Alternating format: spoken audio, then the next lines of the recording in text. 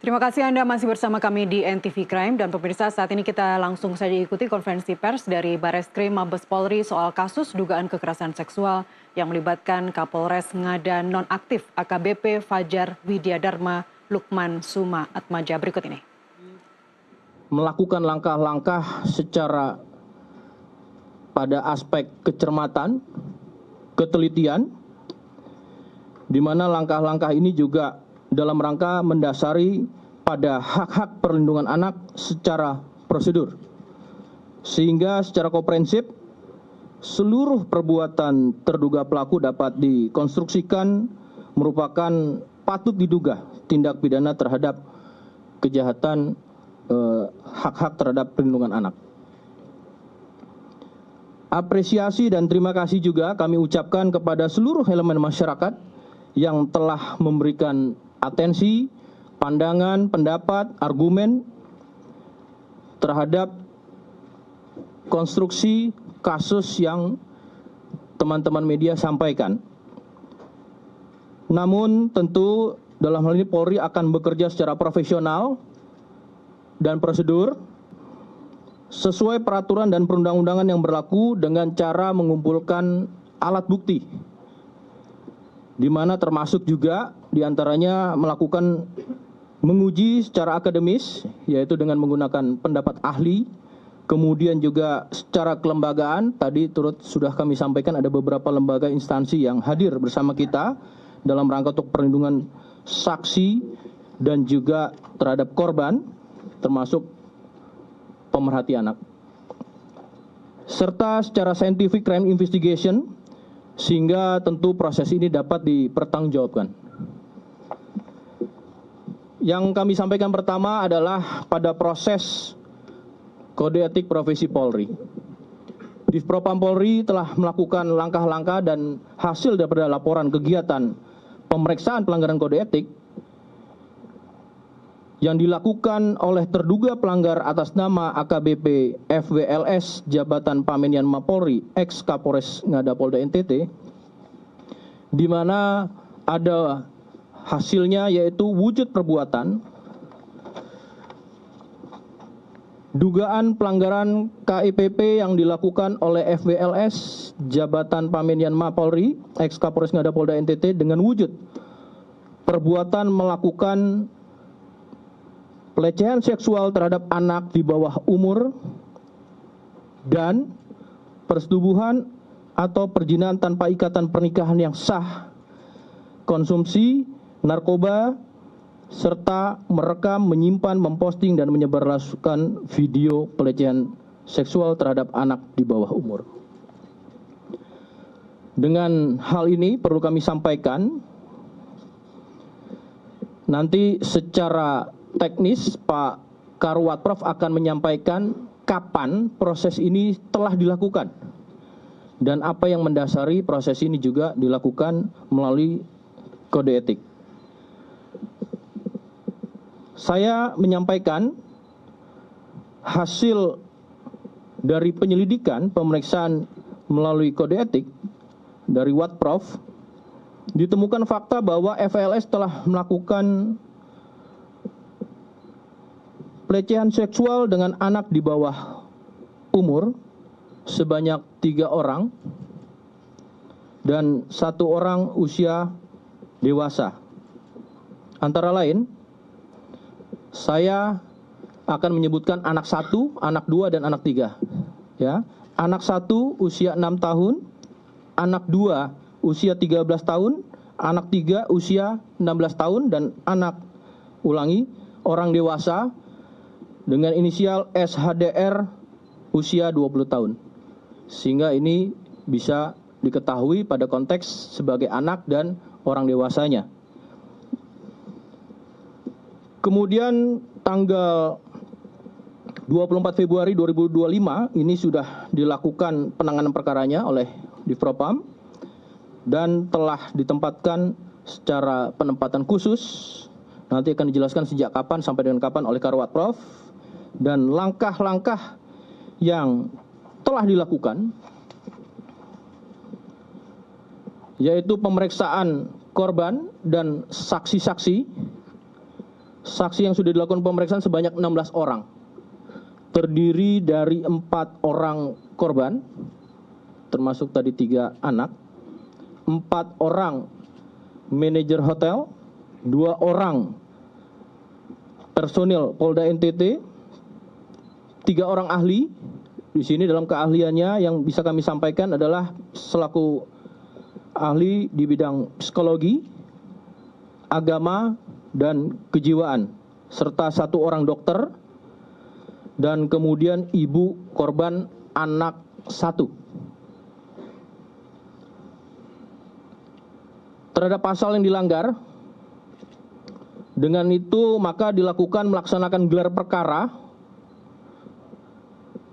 ke tahap pemeriksaan dan pemberkasan dengan kategori pelanggaran kode etik berat, di mana pasal yang dilanggar adalah pasal 13 ayat 1 Peraturan Pemerintah Republik Indonesia nomor 1 tahun 2003 tentang pemberhentian anggota Polri, pasal 8 huruf C angka 1, pasal 8 huruf C angka 2, pasal 8 huruf C angka 3, pasal 13 huruf D, pasal 13 huruf E, pasal 13 huruf F, pasal 13 huruf G angka 5 Peraturan Kepolisian nomor 7 tahun 2022 tentang kode etik profesi dan Komisi Kode Etik Polri.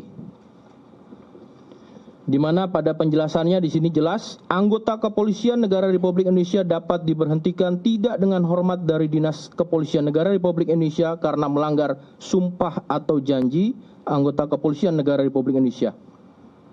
Pada berikutnya, setiap pejabat Polri dalam etika kepribadian wajib menaati dan menghormati norma hukum, dan setiap pejabat Polri dalam etika kepribadian wajib menaati dan menghormati norma agama. Kemudian juga setiap pejabat Polri dalam etika kepribadian wajib menaati dan menghormati norma kesusilaan. Setiap pejabat Polri dalam etika kepribadian dilarang melakukan perilaku penyimpangan seksual atau disorientasi seksual. Kemudian selanjutnya, setiap pejabat Polri dalam etika kepribadian dilarang melakukan penyalahgunaan narkotika, psikotropika, dan obat terlarang meliputi penyimpanan, menggunakan, mengedarkan, dan atau memproduksi narkotika, psikotropika, dan obat terlarang. Setiap pejabat Polri dalam etika kepribadian melakukan perzinahan dan atau perselingkuhan. Setiap pejabat Polri dalam etika kepribadian dilarang menggunakan sarana media sosial dan media lainnya untuk aktivitas atau kegiatan mengunggah, memposting, dan menyebarluaskan pornografi dan porno aksi. Rekan-rekan, proses ini sudah berlangsung dan rencananya nanti akan disampaikan kapan akan dilakukan sidang KKEP oleh Karawat Prof. Maka dari itu kami persilakan terlebih dahulu untuk Karawat Prof bisa memberikan penjelasan. Terima kasih.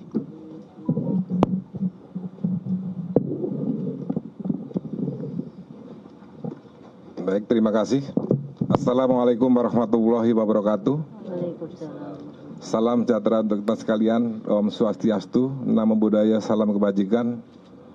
Selamat menjalankan ibadah puasa bagi yang menjalankan ibadah puasa.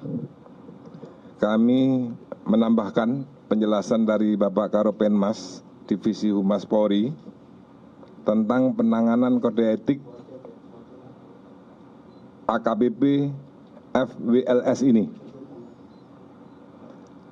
bahwa suaran Bapak Kadipropam, Polri dalam hal ini tidak pandang bulu dalam menegakkan hukum dan tidak mentolerir segala bentuk pelanggaran, khususnya yang mencederai kehormatan dan nilai-nilai institusi Polri.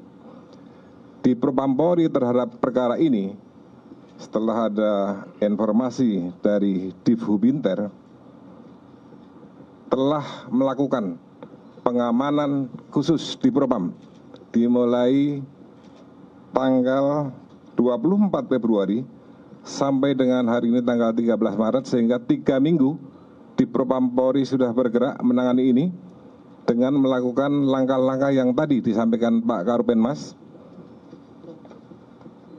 Karena ini menyangkut anak, sehingga kita harus betul-betul mendasari ketentuan yang berlaku dengan menambah permasalahan baru lagi. Dan awalnya memang kita tes urin, hasilnya positif, dan inilah dasar mempatsusnya anggota Polri tersebut. Dan sampai kita melaksanakan gelar perkara, di Propam melaksanakan gelar perkara, dan ini adalah kategori berat. Sehingga pasal yang disampaikan Pak Karopenmas tadi adalah pasal yang berlapis dengan kategori berat, dan kita juntuhkan PP 1 2003 tentang pemberhentian anggota Polri. Selanjutnya, di Propam Polri akan melaksanakan sidang kode etik terhadap terduga pelanggar, direncanakan hari Senin tanggal 17 Maret 2025. Dan hari ini dari di Treskrim Nusa Tenggara Timur dengan di backup Dir PPA dan PPO Bareskrim Polri telah melaksanakan rangkaian, dan tentunya nanti akan dijelaskan kembali oleh Pak Karopenmas. Dan hari ini statusnya adalah sudah menjadi tersangka dan ditahan di Bareskrim Polri. Demikian Pak Karopenmas, terima kasih. Terima kasih Pak Karwat Prof. Rekan-rekan, tadi saya sudah sampaikan kasus ini secara simultan ya, antara kode etik dan tindak pidana berlangsung bersamaan. Maka untuk terlebih dahulu saya sampaikan kasus yang ditangani oleh Polda NTT, baik itu Propam maupun dari Bareskrim, telah melakukan asistensi sejak awal. Maka dari itu memasuki apa yang langkah-langkah dilakukan dalam proses penyidikan, kami persilakan kepada Dir PPA PPO Bareskrim Polri untuk menjelaskan secara konstruktif dari aspek asistensi dan sejauh ini seperti apa. Nanti juga akan dijelaskan apa langkah yang sudah dilakukan oleh penyidik Polda NTT, Direktorat atau Pak Direktur Reskrim Polda NTT nanti menjelaskan. Kami persilakan kepada Direktur PPA PPO Bareskrim Polri. Bismillahirrahmanirrahim.